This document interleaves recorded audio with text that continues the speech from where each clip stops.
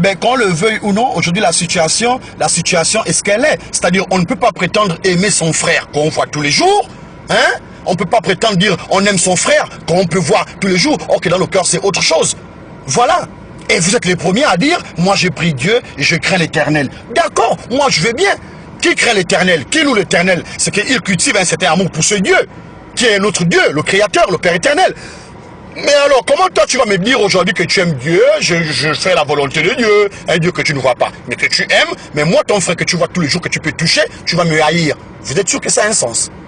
Vous êtes vraiment sûr que ça a un sens? Mais moi aujourd'hui quand je le dis, haut et fort, je n'ai peur de personne, ça je vous assure, je ne crains personne. La seule personne pour qui je peux me mettre à genoux c'est l'Éternel Adonai El Shaddai Yahvé, parce que je sais que la sanction de Dieu est très dangereuse.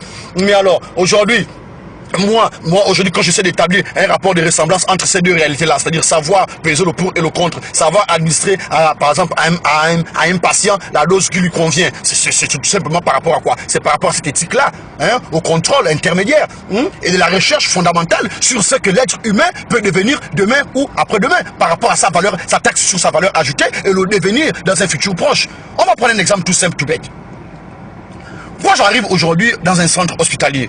Vous ne pouvez pas faire une perfusion à un patient sans lui faire un garrot. Parce que vous allez voir les veines, mettez-la comment? Vous allez voir les veines, mettez-la comment? Vous allez voir les veines, mettez-la comment? Alors, il va venir vous dire que je ressens des petites douleurs abdominales, tout. Automatiquement, dans votre tête, c'est du smecta, c'est du sparson. Mais mon Dieu, c'est pas forcément ça. Ça peut être causé, ça peut être un embarras gastrique, mais l'embarras gastrique peut être causé par autre chose. Alors, et moi avant ça, j'ai eu là-bas un blocage parce que je ne pouvais même pas arriver à l'heure en question. Parce que l'heure des visites commençait à partir de 8h, 8h midi, ils arrêtaient. Le moment où j'ai démarré mon véhicule, j'ai une crevaison. Donc je m'arrête pour changer le pneu, je le soulève et j'amène le pneu chez le menuisier. Le menuisier était occupé.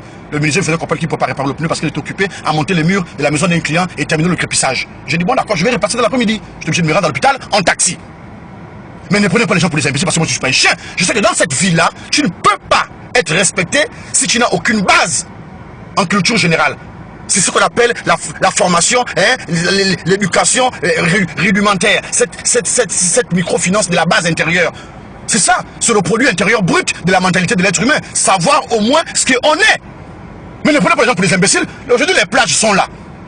Quand les enfants se lavent dans ces plages, est-ce que vous avez mis les gardiens de côte? Vous avez mis au moins les sauveteurs? On n'a pas ça chez nous ici. L'enfant va se noyer, on va dire voilà, ceci, c'est là. Mais arrêtez un peu. Arrêtez un peu. Arrêtez un peu. Parce que vous allez dire après, ce sont les mêmes qui ont causé ça, ce sont les mêmes qui ont créé Mathieu. D'accord, oui, nous on veut bien, mais est-ce que tu as accordé une petite chance à cette fille-là? Elle a accouché comment? Elle a accouché cet enfant-là comment? Tu n'étais pas là, tu as vu tout ce qu'elle a traversé comme situation difficile, la famille qui s'est mêlée par-ci, par-là, mais c'était difficile, c'était un porte-étendard. Et pourtant, alors, vous allez vous moquer de ce monsieur-là qui passe là. Vous vous moquez de lui parce que quoi? Sa chemise jaune n'est pas une chemise sur mesure. Voilà, il ne travaille pas. Mais vous savez combien d'enfants il nourrit ce monsieur-là? Comment il se bat pour entretenir sa famille? Le pauvre. Mais arrêtez un peu. La musique, moi j'aime bien la musique parce que déjà aujourd'hui la musique, quand on parle un peu de musique, c'est doux. Et c'est quelque chose qui touche un peu l'esprit. Moi j'aime bien. Et je pense que c'est ce qui va peut-être nous donner aujourd'hui cette tendance-là à caractériser ce que nous sommes. Parce que on ne peut être que ce qu'on ressent. Hein? Voilà. Vous devez faire corps avec la matière. Et en faisant corps avec la matière, on découvre tout simplement qu'ils ont eu tort. Ils ont eu tort de laisser cet homme-là sortir de prison parce qu'il peut encore récidiver. Quelqu'un qui va poignarder une personne, à bout portant, il poignarde. Parce qu'il a un parent ici, il a un parent à gauche, à droite, vous allez le libérer. 2 mois seulement qu'il a fait en prison. Mais c'est pas sérieux. C'est pas sérieux. Et ça, c'est des choses qui vont vous poursuivre à court, à moyen, à long terme. Évitez la colère de l'Éternel. Évitez la colère de l'Éternel. Parce que moi, je ne suis pas un chien. Je ne suis pas, c'est rigolo. Mais quand vous m'envoyez l'enfant de ma petite soeur pour garder, vous aussi, est-ce que vous prenez un peu en compte d'abord le fait que moi, aujourd'hui, je traverse une passe difficile? Hein? D'accord. Mais maintenant, si moi, je dis je ne prends pas l'enfant, vous allez commencer à dire ceci, c'est là. Mais est-ce que vous réalisez un peu que la vie coûte cher? Le beurre coûte cher, l'huile coûte cher. Le plateau d'œuf, n'en parlons même pas. La grosse boîte cassoulet qui était à 2350 francs est montée à 2700 francs. Vous avez idée? Le sac de riz parfumé, le 25 LBS, qui était à 17 000 quelque chose là, ça va lutter maintenant à 19 000. Est-ce que vous avez idée de ce que ça fait? On mange comment aujourd'hui au Gabon? C'est un petit pays d'Afrique. Hein? 267 667 km, c'est un petit truc. À peine 1,5 million, c'est un petit truc. Mais vous savez comment la vie est chère, c'est difficile, on a du mal à joindre les deux bouts. Mais quand Iwangou se bat avec ses 7 gosses, tous sont scolarisés. Tous mangent. avec un salaire de 150 000 francs CFA. Je dis bien CFA, c'est pas 150 000 francs, c'est pas 150 euros, 150 000 euros, c'est 150 000 francs CFA. On sait combien de fois le franc CFA a été dévalué, c'est une monnaie minable. On vit là, c'est parce que seulement Dieu nous soutient par le soubassement. On fonctionne comme disent les Ivoiriens, à cause de Dieu on fonctionne, sinon les batteries sont presque à plat. Mais quelqu'un se réveille un matin, il a mis sa chemise, il a mis sa ceinture, il a le fouling, il va au travail. Il dit je vais au travail. Il ne dit même pas que je vais au bricole, parce que ce sont des bricoles. Ce sont des bricoles qu'on fait, c'est pas le travail. Chaque travail mérite salaire. Un homme qui se réveille à 4 h du matin, il travaille 15 heures par jour pour gagner 150 000 francs. Tu savez ce que ça fait? Vous n'avez pas idée? C'est difficile. C'est difficile. J'aime trop mon pays. C'est difficile parce que même là aussi, on peut se dire d'accord, ça va changer. Mais ça va changer comment si on n'arrive pas à joindre le debout? Et il y a des familles. Il y a des familles, je te jure, qui vivent seulement qu'en fonction du dehors, du dehors, le français, mais là compliqué avec moi la colère.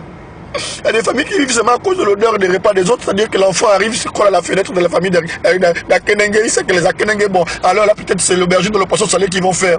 Parce que c'est des familles où la consommation des aliments se fait de manière abusive, parfois massive. Donc du style, il y a une mamite, ils ont fait le niembo dans le poisson fumé, le maquereau fumé. Après une autre mamite, ils ont fait le dingo dans le chocolat. Une autre mamite, ils vont faire la queue de bœuf au petit pois. Une autre mamite. Et moi ça me fait mal parce qu'il y a des enfants qui souffrent au Gabon. Même pour manger c'est compliqué, ils ne peuvent même pas manger. Ils ne peuvent pas manger convenablement.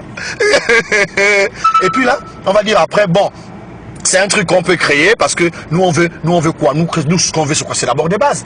Le bâtiment a été très mal monté. Regardez un peu comment les murs sont déphasés. Mais c'est quel maçon qui vous avez pris qui pour faire les fondations là? Il faut prendre des experts, c'est pas bien comme ça.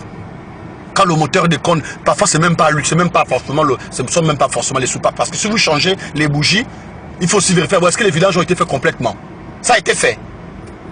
Oui, mais les vidanges, il faut les faire, changer les filtres à huile, les filtres à gasoil, tout ça là. Et les véhicules, mais oui.